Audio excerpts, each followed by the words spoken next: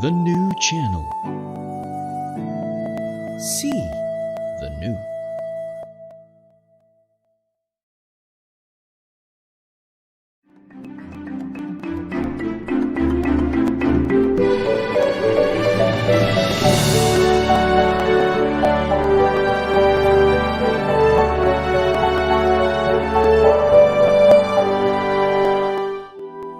The new channel.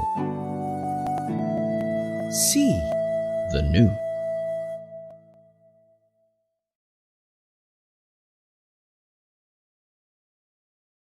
The views, opinions, and insights expressed in the following show are those of the hosts, producers, guests, and viewers. They do not necessarily reflect the position of the channel. Viewer discretion is advised. Hello and welcome to the new channel, your daily source of live stream inspiration. My name is Carmine and this is U-Turn.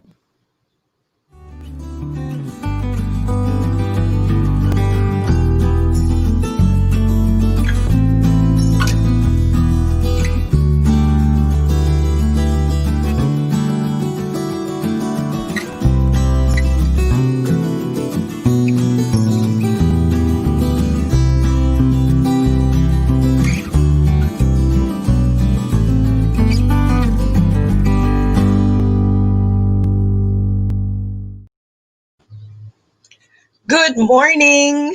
Kamusta kayo? Mga U-turners ba? Kamusta ang mga U-turners? Welcome to the show. Today is the first day of the week, so I look forward to many things. Like I have projects lined up. Meron pa akong guest ulit sa Thursday. We have that show. So I hope you guys are also looking forward to this week. So I'd like to ask, what are you looking forward to this week? So maybe you can leave them in the comments, no? So we're really curious what people are looking forward to these days. So ayan. Ngayon, today, we have a very special guest and that's something I'm sure you are looking forward to also, lalo na on the occasion of Father's Day. Although Father's Day is on Sunday, our guests this week are fathers. So ayan, maganda yung topic natin. So I'd like to greet my friend. Good morning, Miss Erlyn Trinidad. How are you? Thank you for joining us today. I'm so glad to see your name. Ikaw ang unang nag-comment dyan. O, bati pa yung iba para mabati ko rin kayo. I'd like to greet these people. Happy birthday. Eva Ria Agustino, Alex Empedrad, Carissa Torres Aniceto, Neil Iosif Ilagan, all the way in Cebu City, and Raymond Jokno Cruz. Also, advanced birthday greetings to my friend. Her birthday is tomorrow, Aji Alvarez Taduran. Siyempre, I'd like to greet people in Santa Rosa, Laguna, especially Cleantech Global Renewables, yung mga taga Cleantech. Hello, I hope you guys are watching, especially Aboy, Coach Aboy. Also, greetings to people in Consultasia Global, Tinette Cortez, Ivy, and Donna. Ayan. Okay, so at this point, we also want to announce the winner of last week's little game. Actually, she will get a gift from us, okay? So we're announcing the winner. The quote last episode was, "Nothing changes until you change. Everything changes once you change." Si Zig Ziglar ang nagsabi niyan. Ngayon, the person who will get the coffee grinder that we are gifting away is Raquel Karen Torregosa from Paco, Manila. So congratulations. You will get it soon. We have your contact details.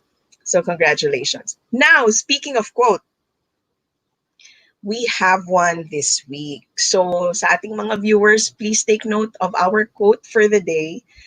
It goes, "You can't hire someone else to do your push-ups for you." Again, you can't hire someone else to do your push-ups for you. That's by Jim Rohn.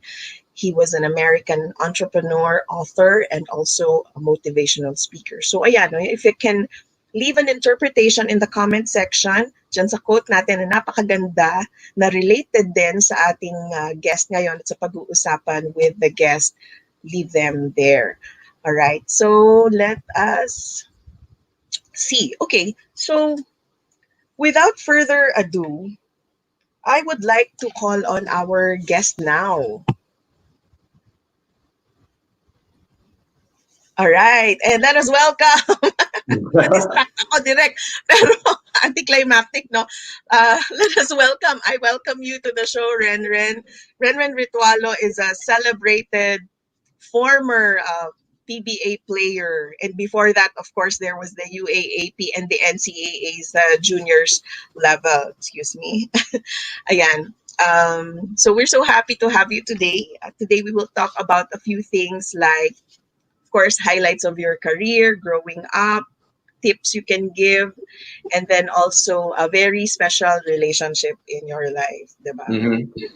Good Ayan. morning, O sige, Carmine. bati ka muna. Good morning, Carmine. Thank you for inviting me here. Good morning also sa mga U-turners. Yan, U-turners. Kinikilig ako, meron ng tawag na U-turners. All right, so we're happy to have you here. So obviously, your life has been all about basketball, diba? Mm-hmm. And you're the son of the late Florendo Ritualo Sr. Yes. So was it an automatic thing na naging basketball player ka?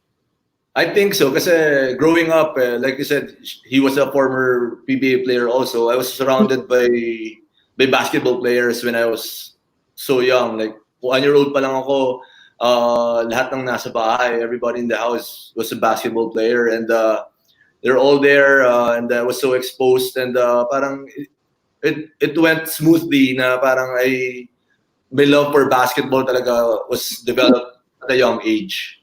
Mm-mm. Okay, so ang tatanungin ko sana, do you remember when you first held a basketball? Meron bang ganong memory? Yeah, lahat ng bola, basketball, volleyball, football, I held lahat ng klase ng bola ever since. I like playing sports talaga. I tried everything. Volleyball also, I tried football also during the intramurals sa school. So, but the passion and the love for basketball talaga yung nag-forefront. I mean, yung talagang nag-excel ako at saka talagang nag-enjoy ako. Oo. Okay, so bata ka pa, malinaw ka na, you could see that you were going to be a basketball player talaga. Abot sa PBA level, yun talaga ang vision mo, malinaw sa'yo. Yeah. Yes, I dreamed really big when I was a kid, and fast forward when I was 22, I was drafted 8th overall pick in the first round, and ever since I was living my dream until I was 35 years old. Okay, okay. So hindi ka nagulat. Hindi ka nagulat na naging alam mo 'yon, naging juniors ka tapos nag-UAAP ka. Talagang nasunod yung plano mo. Okay. Yeah, I'm not the type who plans, but I really work hard and I set a goal, and I know yung dream ko, I want to achieve it, and I just put in the work and invested time, and syempre, alam ko naman, nobody will give it to you kung yung gusto mo sa buhay, and I have to work hard for it and grab every opportunity. Okay. All right. So just to give the audience a rundown of your achievements, no, I'll say a few of them. So at the NCAA level juniors, high school lang ibig sabihin na to, diba? Yes. You were in the champion team, and then you were also an MVP during that championship. Okay. So ganong klaseng player si Renren. And then sa UAAP naman, 4 times siya nag-champion yung team niya, no? And he was also the finals MVP. So ang galing naman talaga. You were also before, when you joined the UAAP, you were also Rookie of the Year. Yes. Right. Okay. So tell us about this part of your career. When you were in the NCAA juniors, you were with your school, of course, which was San Beda. And then UAAP, you played for Lasal. Obviously, sa Lasal ka nagpunta. So how did that happen? Kasi usually pag San Beda ka, sa San Beda ka pupunta, and then naging Well, Lasal? I started prep till my fourth year high school in San Beda. So Mhm. literally, I grew up there in San Beda, Menjola. So I tried out when I was in grade four. Unfortunately, I was cut. Then grade five, I made it to the lineup because someone had a heart problem. So ako yung tinawagan to replace him. So grade 5 yon, tuloy-tuloy na. And I made the NCAA junior second year high school ako till fourth year. We won two championships on my third year and my fourth year. Actually, our team in my senior year was undefeated throughout the whole year. Kahit anong laro namin, we were undefeated. So we were I think the number one high school team that time. And of course, LaSalle recruited me. They want me in their roster.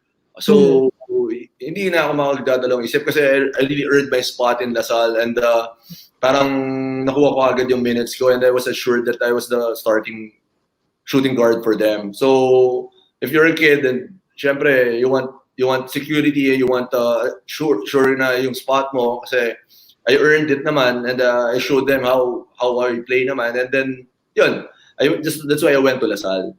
Okay. And was part of that also because you wanted to play in the UAAP versus the NCAA? Meron bang ganong usapan or issue? Actually, it's more of the school. It's more of the Or school because parang I want to experience. Kasi parang I'm so comfortable now with San Beda, all boys school. Then I want to grow and of course and the studies also and yun yung parang a different environment. Para I want to learn something new and bagong vibe naman, bagong environment. So yun nga. Fortunately, hindi ako nagkamali ng decision and with the support of my parents.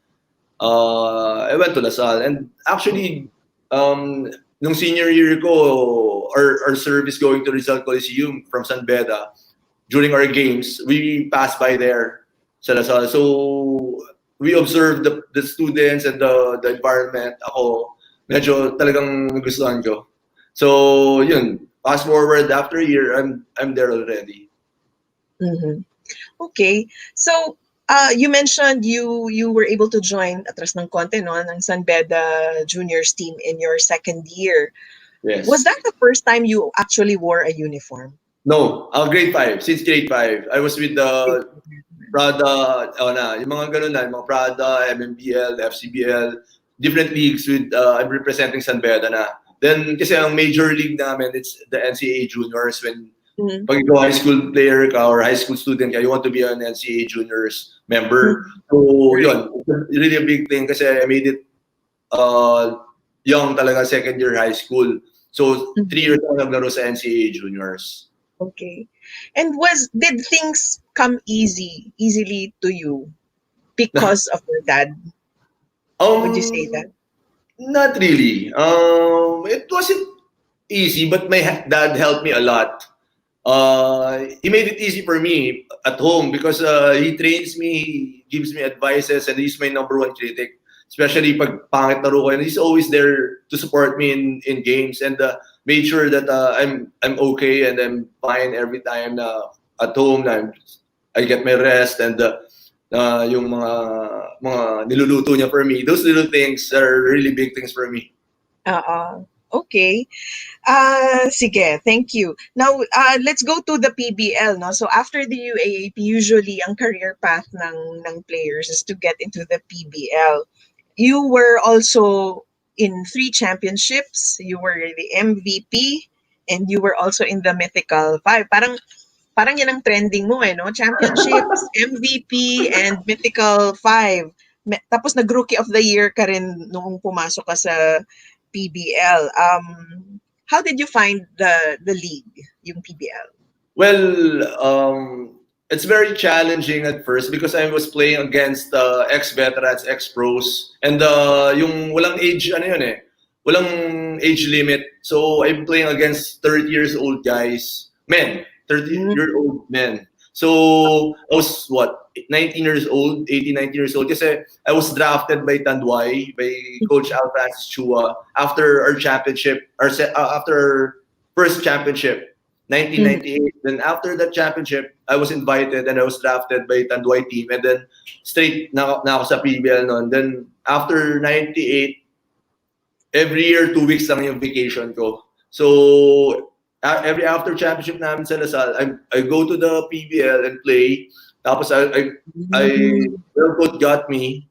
Ah, Then championship after championship. Tapos whole year round yun, I was playing in the finals. Then championship again in the for the Lasal, and then hanggang 2001 yun until I graduated. So every year noon, 2 weeks lang talaga yung vacation ko. Bilang na bilang ko talaga kasi I always go to class, and I really, my objective or my mom's dream for me is to finish talaga. So yun ang ginawa ko. what did you finish? What did you study pala? Guidance counseling and psychology major, early Ah, childhood. nice. So Okay. napakinabahan ko sa after kasi me and my wife put up a preschool in 2007. Mhm. Mhm. Okay, related nga. Sige, Yeah. and then let's move on to the PBA. Pagpasok ko ng PBA, nag-Rookie of the Year ka. Tapos, nag-champion din. You were called the Rain Man. Bakit the Yeah. Rain Man? Anong may ibig sabihin ba yon? Oh, kasi parang nagpapaulan daw ako ng 3 points every time I play. So, so yun nga, going to the pros, it's really a big adjustment for me kasi like you said earlier, trending ako dun sa mga mythical team, awards, championship after championship. But pagdating ko sa PBA, although I got the PBA Rookie of the Year and the quality minutes and but the championships, it came 7 years after my career in the PBA, and I won one championship nung my 12-year career in the PBA. So it's really hard for me. It was really tough. There's a lot of up and downs because, like I said, bilog talaga yung bola, and yun yung naging path ko. Talagang if you're not in a good team talaga, or if you're not deserving, if you're not playing together as one, it's really hard Mm-mm. to get those championships.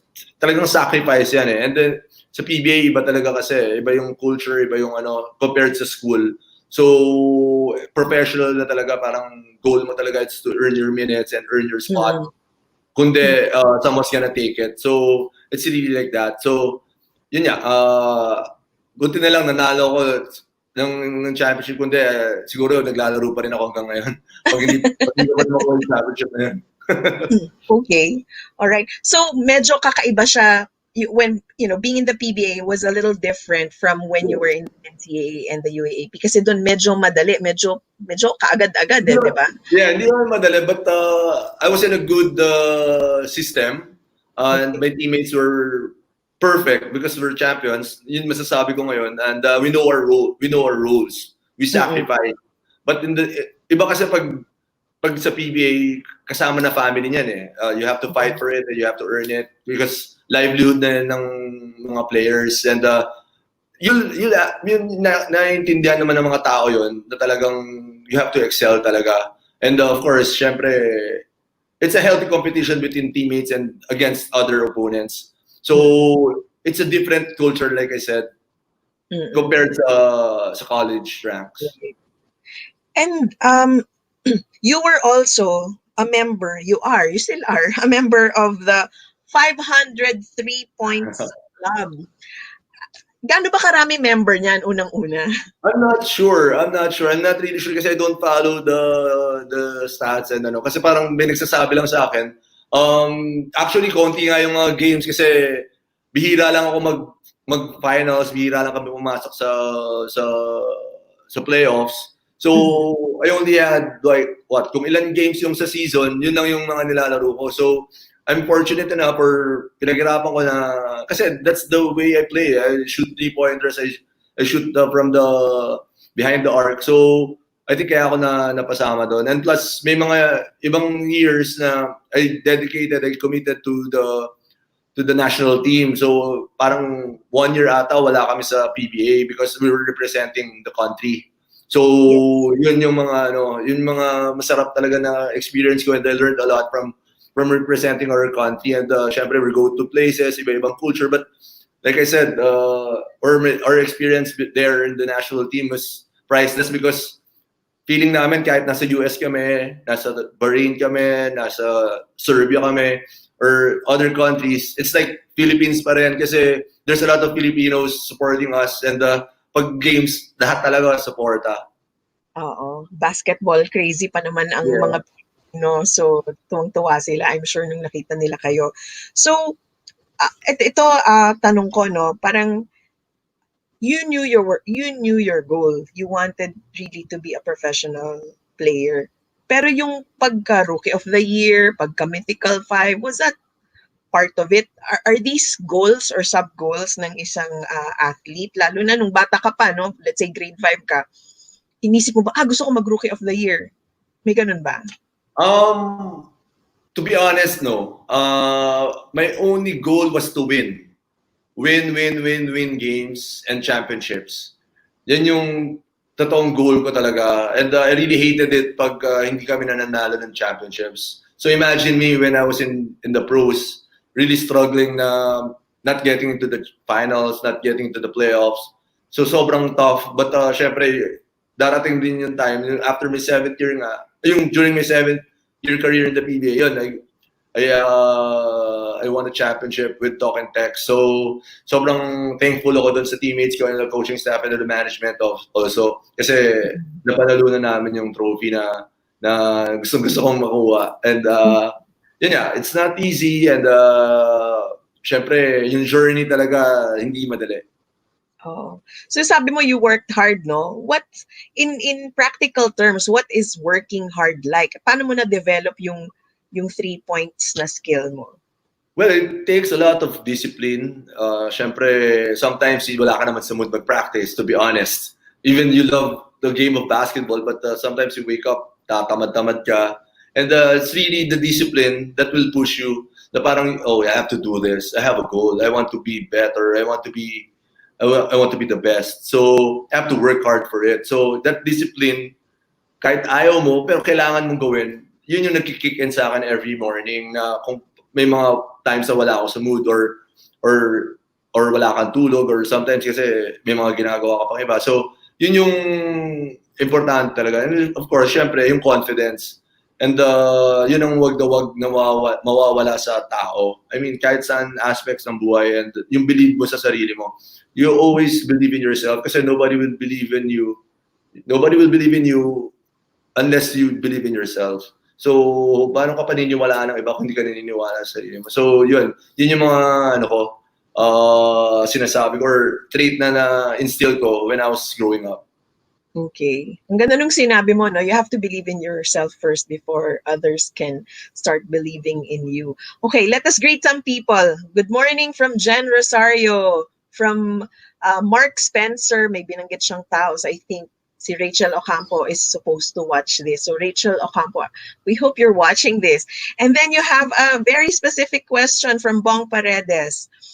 He must know you or basketball really well. His question is, when you were sent to the Global Hoops Summit in the US, what were the things that surprised you in the way the game was played by the teams there? Oo nga, but when you're exposed to other leagues, other teams, other than our own here, anong nakikita mo?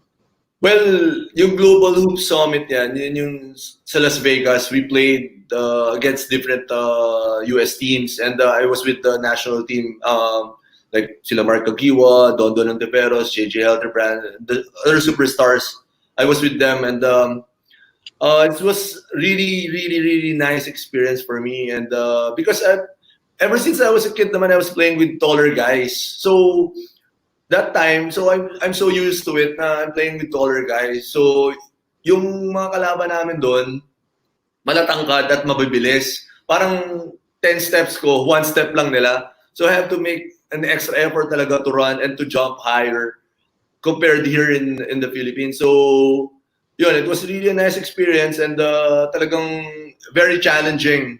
And it's really an honor to represent the Philippines in different countries and playing against other countries also. So I wasn't surprised because we're really prepared going to that tournament. So we played other teams also na mas mabibilis at mas matataas sa amin. So, yun, to answer his question, I wasn't surprised, and I think we really performed well and we did our best. And of course, syempre, kailangan natin mas marami pang, yun yung natutunan natin, mas maraming dapat na i-include sa isang team. Parang kailangan pang dagdagan pa. And we learned a lot from that trip. Sige. All right. That was fun and interesting, I'm sure. Ibang experience talaga yung to represent our country. Sige. You played guard and small forward, correct? Shooting guard. Yeah, guard. Okay. So we will talk about a few things related to that when we get back. We will just go on break, okay? We will be right back, everyone.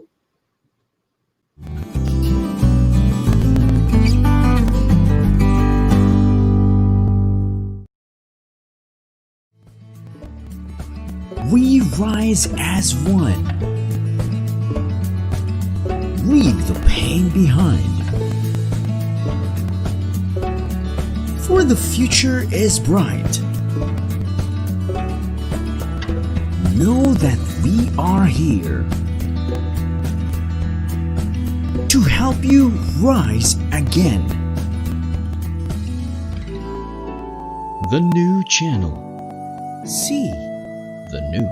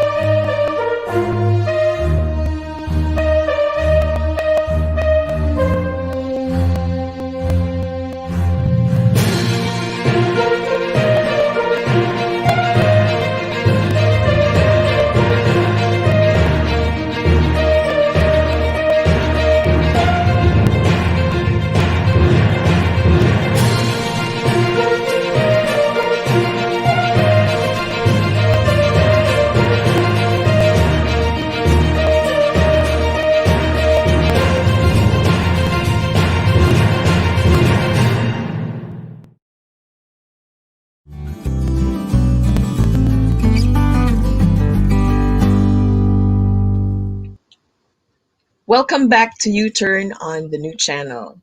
Alright, so magpapatuloy po tayo sa ating interview with our guest. But before that, I would like to remind everyone, please share our live stream and then leave a comment on our today's quote, which goes, "You can't hire someone else to do your push-ups for you." That quote is by Jim Rohn, an American entrepreneur, author, and speaker. Ayan, napakaganda. Isa yan sa mga favorite ko. I wouldn't feature a quote na hindi ko favorite. Okay, we also have some people joining the show. Roger Sulit is saying, "Go, Coach Ren." And yes, alam niyo naman, ang guest natin ay si Renren Ritualo. Let's have him back. Ay, sila June and Roger and actually mga ibang employees and the ex-com team ng Aklan group of companies nanonood ngayon. That's nice. That's nice. Yeah. And we will talk about Aklan a little later. All right. So we mentioned earlier that you played guard and shooting guard. Shooting guard, yeah. Okay. So when you were younger, did you always play that position? And Yes. was that your vision? Yes. Actually, parang yung instincts ko talaga is a shooting guard. I can't play point guard. Everybody's gonna be mad at me. Ganon ba yun? To shoot that basketball. Okay. All right. So my next question is, growing up or even hanggang ngayon, sino ang mga favorite mo or hinangaan mo na mga shooting guard?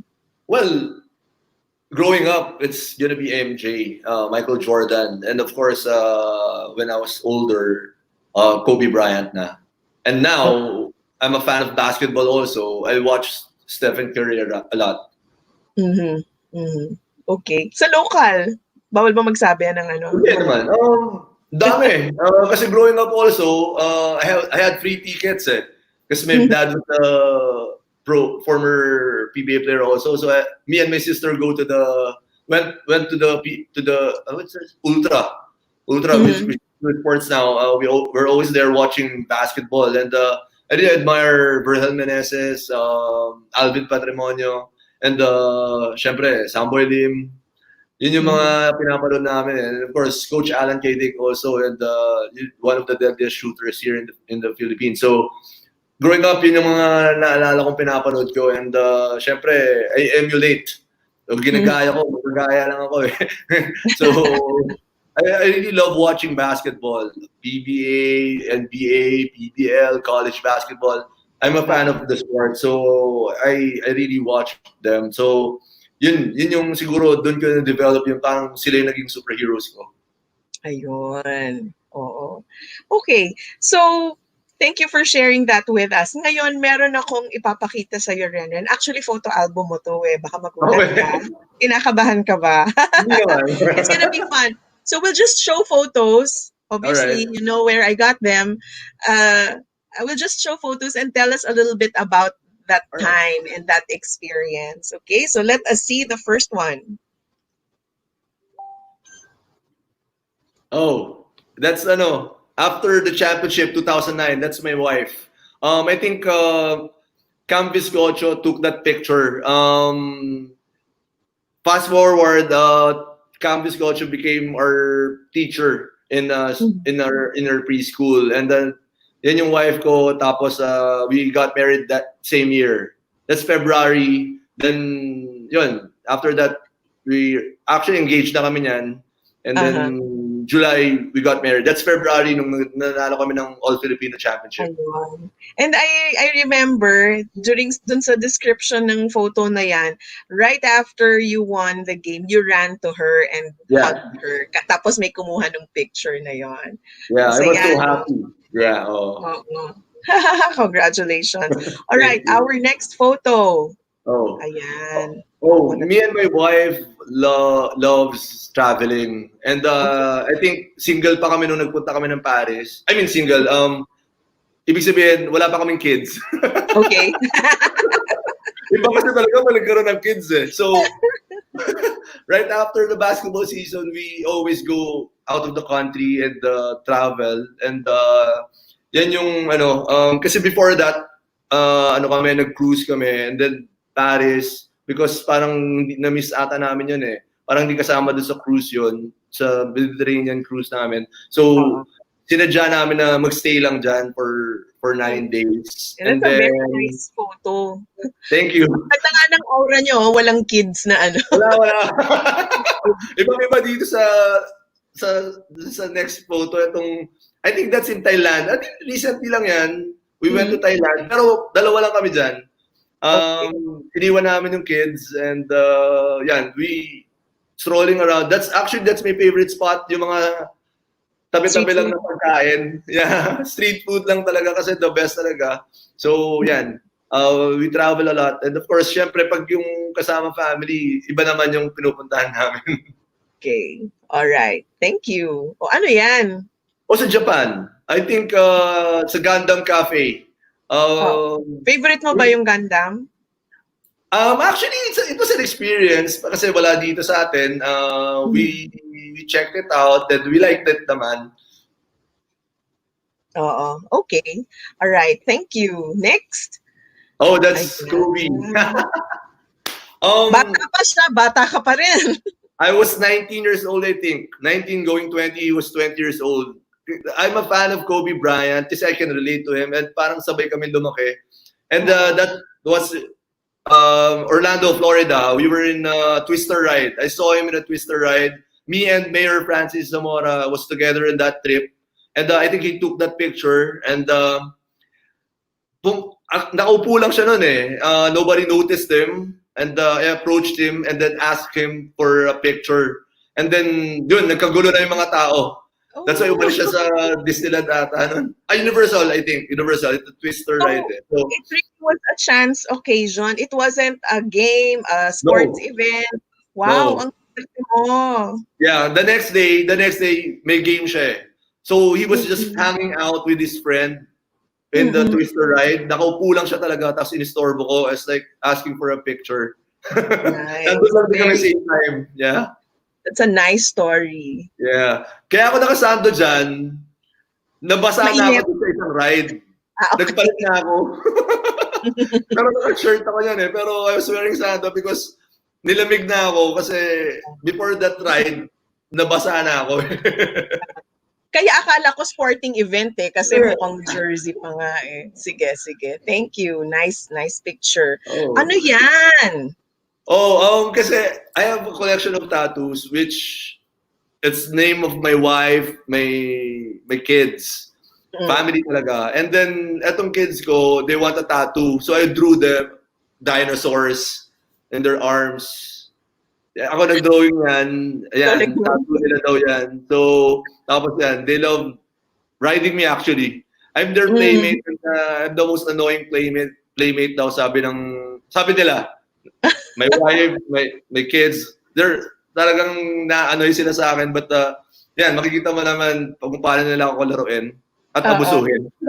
Oo. Ay nako. Kasi ang laki mo eh. Mahirap ka na siguro kalaro na gano'n. Nice, Yeah. nice. I love the dinosaurs. Thank Sunod na you. picture. So Oh, this that's is a picture. Jeron.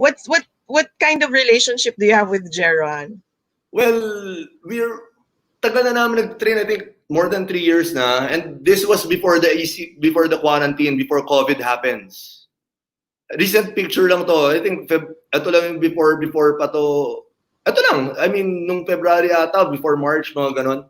We were training kasi si Jeron, I mentor him. I give him advices. Yung mga lapses ko when I was playing, yung mga share it to him. I share everything. Parang kung anong dapat niyang gawin. Alam niya naman magaling siyang player. I'm just there to support him and mentor him kung anong dapat niyang gawin because talagang iba talaga eh.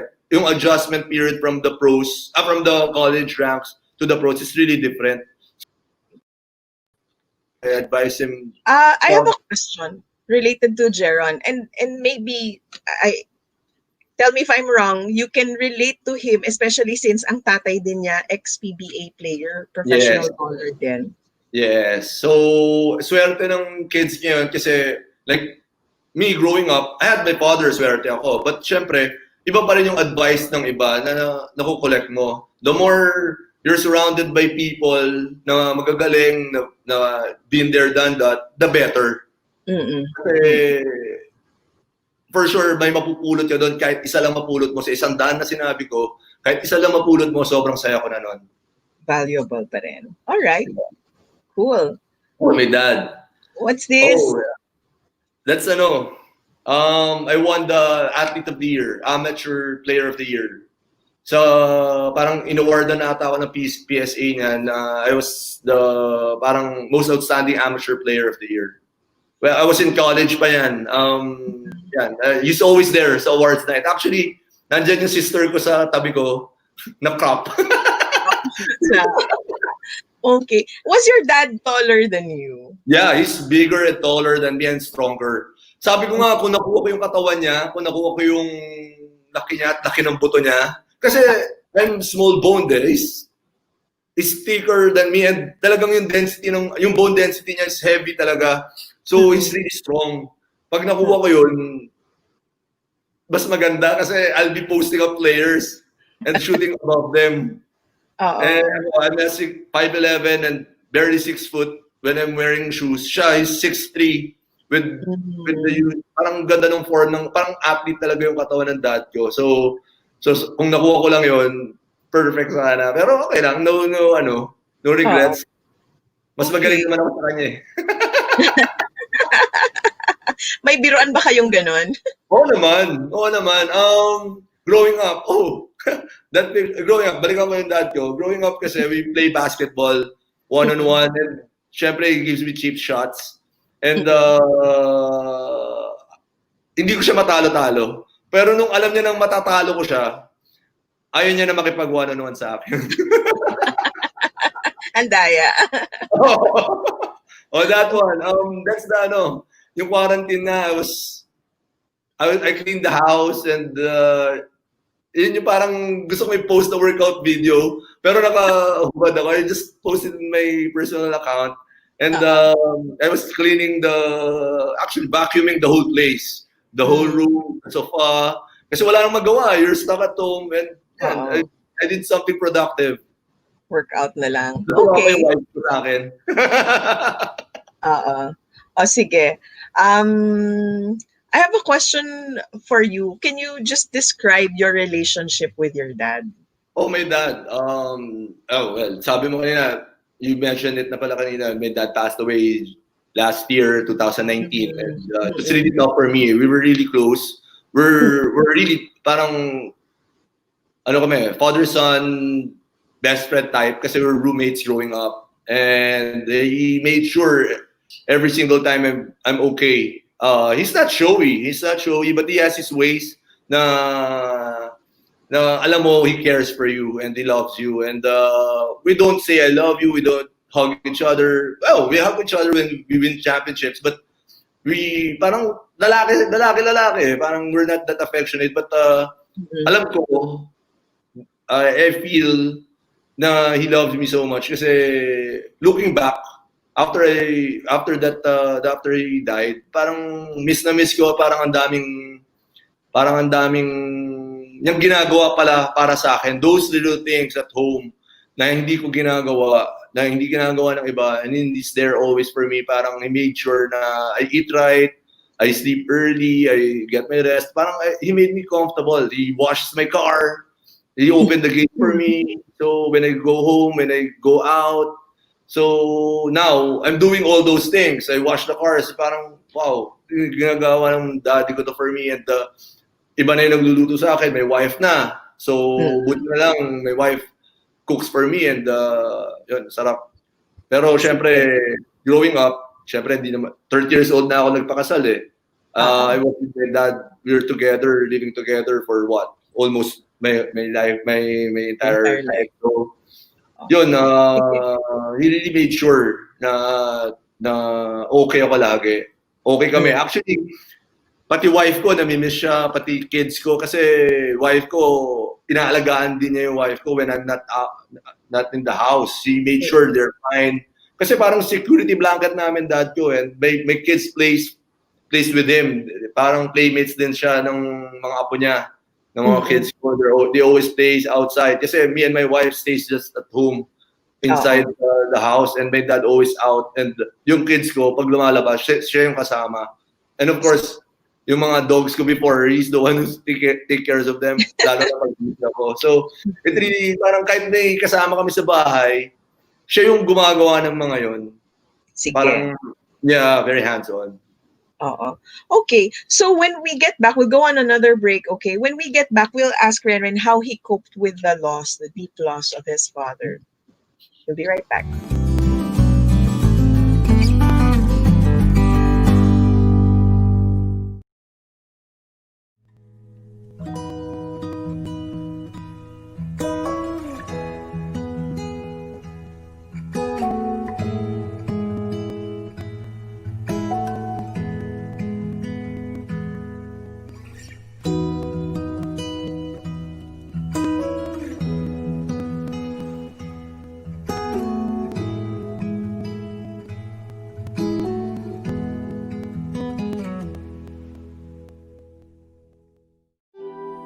The new channel. See the new.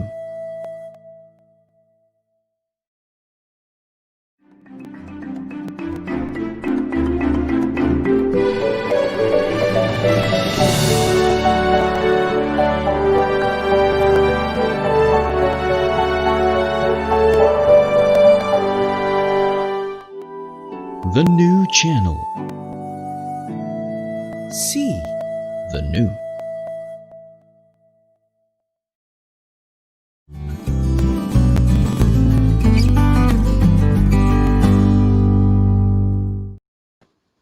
Welcome back to U-Turn on the new channel. At nasaan si Renren? Hi, Renren. Hi, I'm here. Hindi ko to sinabi sa'yo kanina pero maglalaro tayo ngayon. Sige.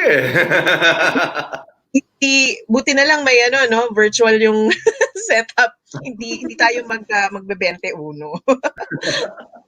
Okay, so the game is called U-Turn. Dito sa U-Turn, quick turn. The game is called quick turn. Dito, I will just mention things, no, random things, and you will say U-turn if you super like what I said, what I Okay. mentioned. U-turn, super like. Okay. Right turn if you like lang. Okay. Left turn if you don't like at all. Okay. So, Alright. U-turn if I really like, right turn if I hindi naman sobrang like. Oo. Okay.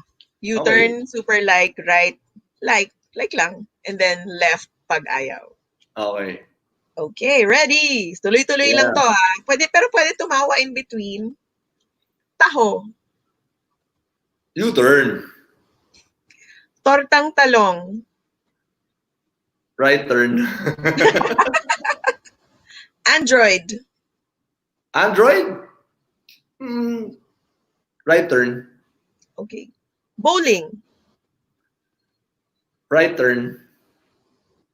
Kobe 5 Proto. Kobe pa. U-turn. Game of Thrones.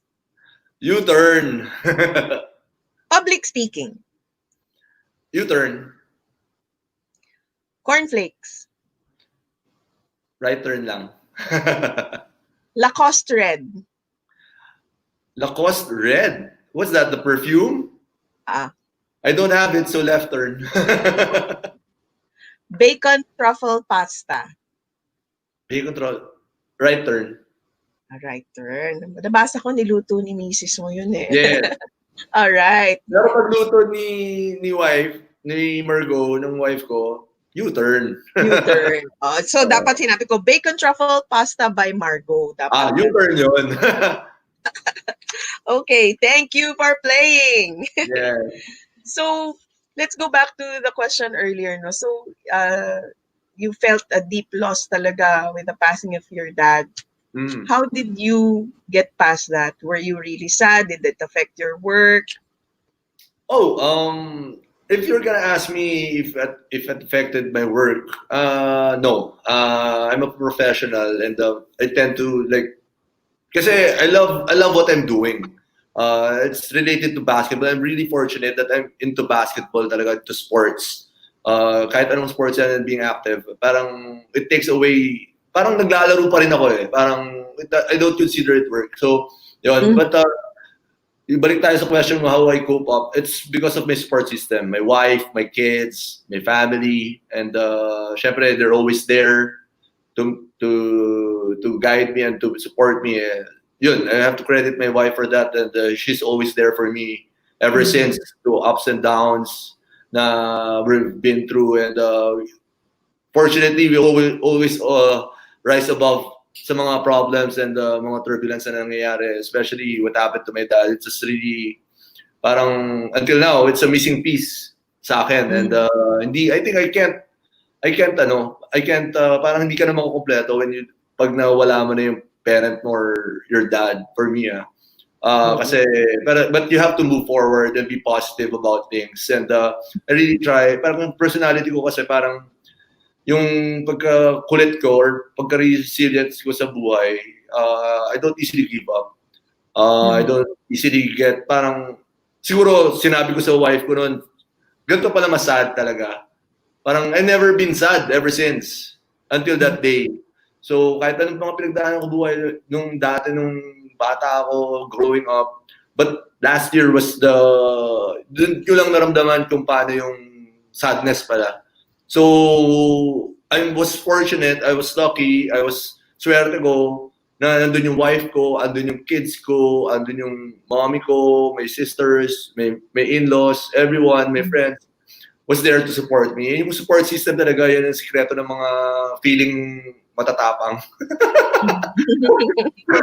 So yun talaga, I really appreciate them for being there always for me. Kasi alam nila, kung gaano kami ka-close ng tatay ko, ng dad ko. So, yes, we're not a perfect, hindi kami perfect relationship ng dad ko. We fight sometimes about little things. Pero kasi pag nag-away kami, sigawan talaga eh.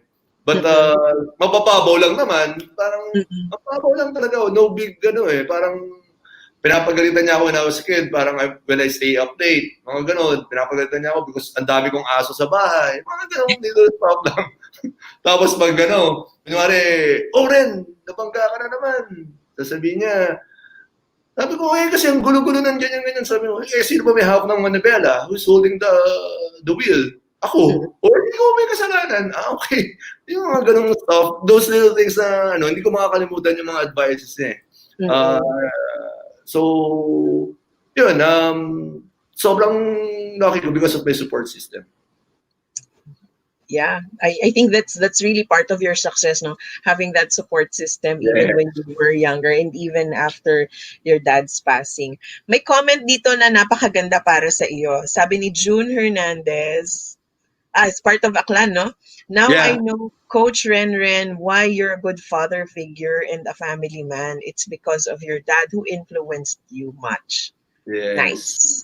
Actually, madami akong natutunan sa kanya, mga mistakes niya natutunan ko, yung mga ginagawa niyang magaganda, natutunan ko din. So, thank you talaga for him showing me, being an example. Kasi wala namang perfect, but syempre I learned a lot from his experiences also.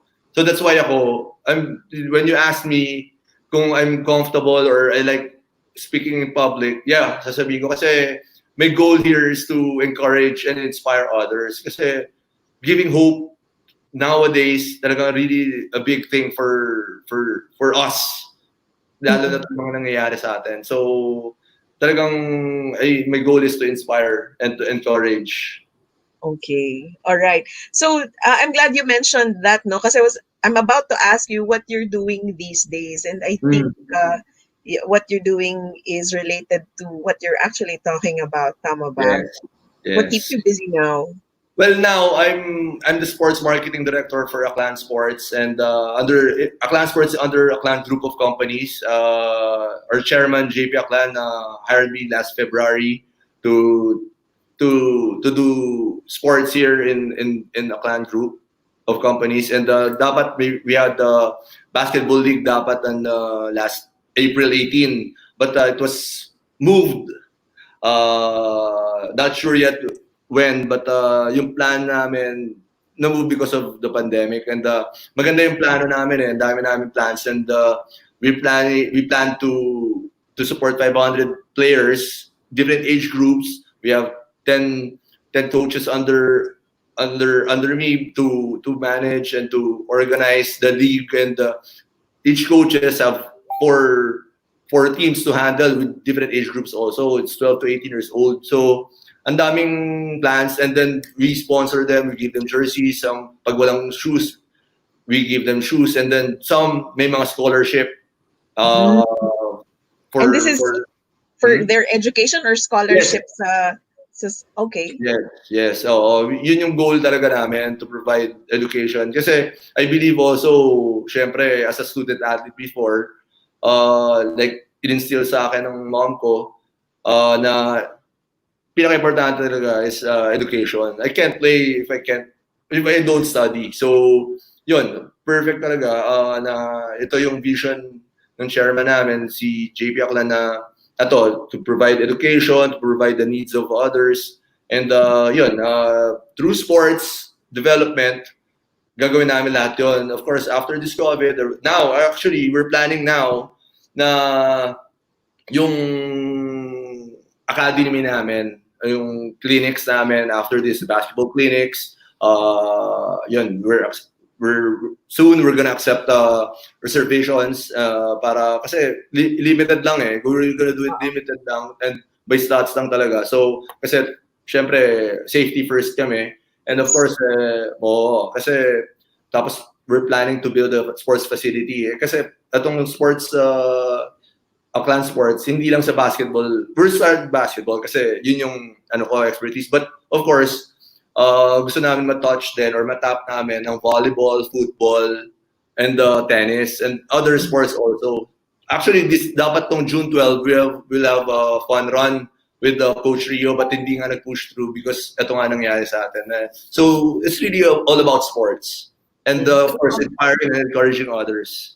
Right. So it's not just about basketball. Yeah. Now, my question is, well, obviously you believe in athletic development. You believe in training kids in sports. Kahit Yes. pa maging professional sila o hindi in the future, pero you Yeah. believe in sports early in life.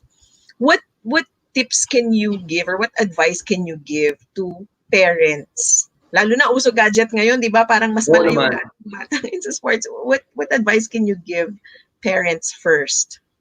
Well, of course, number one, make sure parang yung safety first ng family, and of course yun yung pinaka importante for us parents. And then number two, syempre gusto natin maging active ang kids natin. And then of course, syempre we don't want them to be forced naman to do something. Like if they don't want basketball, something else. Just be active. Like my kids now, 7 and 4 years old. Pag tinuturuan ko sila, walang to be honest, it's like 10 minutes max, 15 minutes max. Pag gagawa kami ng drill, they're gonna say tired already, and I don't want to force them. I really don't want to force them. Yeah, I don't want to force them because gusto ko maging masaya sila. And me growing up, nobody forced me to play basketball. My dad didn't force me to play basketball. Kusang loob ko yun na ginawa. So it was talagang in my own will. Talagang hindi ko talaga siya naayawan. Kasi siguro pag pinilit ako maglaro, tapos ayoko naman, ayaw ko ng sobra-sobra yun. So for parents, parang doon kayo, support kayo lagi. Pero syempre, advice, parang expose nyo talaga. Syempre, pag gusto nyo talaga maglaro sila, expose nyo. Bilang nyo ng bola. Oo. Talagang ganun eh. Advice din ng wife ko, expose him. Tapos, kasi ako, I was really exposed to basketball growing up. Parang, kahit saan ako tumingin, basketball ang nakikita ko. So, yun yung ginagawa ko sa bahay. But syempre, I don't force them to train my son or my daughter. I'm being creative. We play volleyball also at home. Of course, syempre, some board games. Kung anong gusto gawin ng mga kids ko and my wife also, we're trying to be active. And syempre, yung mga online classes now, hindi mo naman yun. Talagang kailangan nyo ng support ng kids. Kasi yung online classes is really tough. It's really a big adjustment for kids. And of course for us parents, kailangan talaga natin ng support. How about a tip or two for kids mismo, especially those na meron ng inclination, na meron ng ambitions to be in sports? Well, like yung quote nyo kanina, nobody will do the push-ups for you. Same with the kids. Nobody will train for you. We'll be here. I'm gonna be here. I'm available if you want to train you and to be your support system. But I'm not the one who's gonna work for you. I'm not gonna be the one to shoot for you. I'm not gonna be the one to dribble for you or to run for you. It's gonna be you. Na you're gonna work hard, and ikaw yung mag-invest ng time, ikaw yung mag-invest ng blood, sweat, and tears mo to be a better player. So that's why I'm encouraging kids or parents na to start young in sports, in any sports, because they will develop discipline and syempre yung value of hard work. And syempre ngayon, parents, di ba? Pag hingin ng kids natin, bigay tayo, madali lang eh. Maglalambing lang sa iyo eh, di ba? So parang ito yung way of like teaching them na the value of hard work. Na nothing comes easy. If you want something, you have to work hard for it. And if you have a goal and you have a dream, like me, my dream for my son also, syempre gusto mo maging athlete. And of course, but I want him to be a pilot also. So, yun yung, that was my pag hindi ako basketball player, gusto ko maging pilot. So, yun yung mga gusto kong gawin or gusto niyang magawa. I want him to be better than me. And of course, my daughter also, I want her to be a doctor. Actually, my wife wants her to be a doctor. Ako Okay. medyo inclined, Open-ended hindi ako pa. ano eh. Hindi ako kasi parang wala ng life, pero that's good also to be a doctor also. Yun yung dream ng wife ko sa kanya. So kasi walang doctor's family. So Oo. yun yung kung ano gusto nila, go, 'di ba? Pero syempre, we want them to be exposed. Oo. Okay, very nice tips from Renren Ritualo. May Thank shout you. out dito para sa iyo. May bumabati ng good morning, Teresa De Jesus. Chino Jose Ahoro is saying, shout Good out to one of morning. the sharpest shooters in the history of Philippine basketball. Thank Woohoo! you. Thank you. Si Renren yan.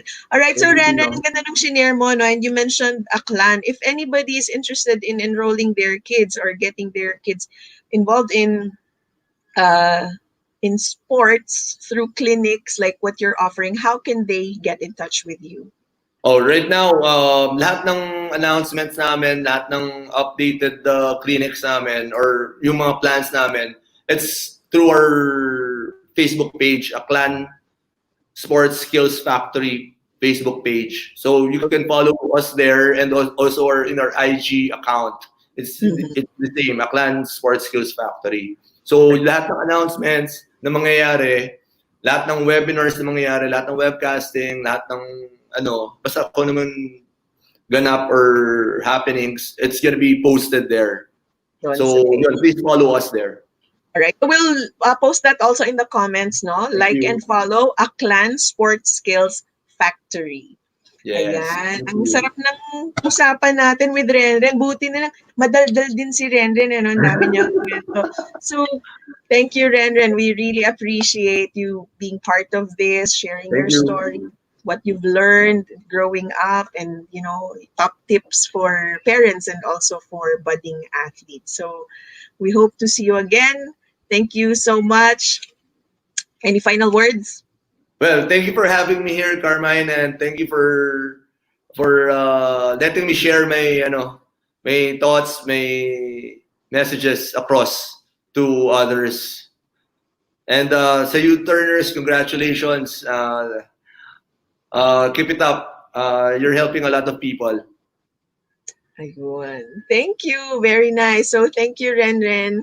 Thank you Thank for you. joining us. I'll see you. Alright, so yan po si Renren Ritualo, former PBA player with a long string of achievements throughout his basketball career. And in fact, his career has not ended. At sabi niya, work hard, nothing can replace hard work in whatever you're trying to do. So, great. I'm so happy no, na naging guest natin siya. Thank you to those who watched us today. Parang hintayin pa natin, no? So, guys, please share our live stream. I know patapos na, but you can still share the show later on. And if you do that, you can interpret our quote, which goes, you can't hire someone else to do your push-ups for you. And you could win a portable mini blender that is USB powered, rechargeable yon. Okay? All right. So, oras na para mananghalian. Maraming salamat sa aming team. Maraming salamat sa Cleantech. At sa aking anak ko ang nag-makeup para sa akin today. Mikey Siguenza, she does makeup. So thank you very much. We'll see you again on Thursday. We have a special guest, another father, another story that is really good and amazing. So, somebody's watching from Palm Springs, Kenneth Mills. Hi. Hello. Nice of you to join us, and you can watch the replay if you joined just now. So thank you very much, everyone. Keep on watching U-Turn on the new channel.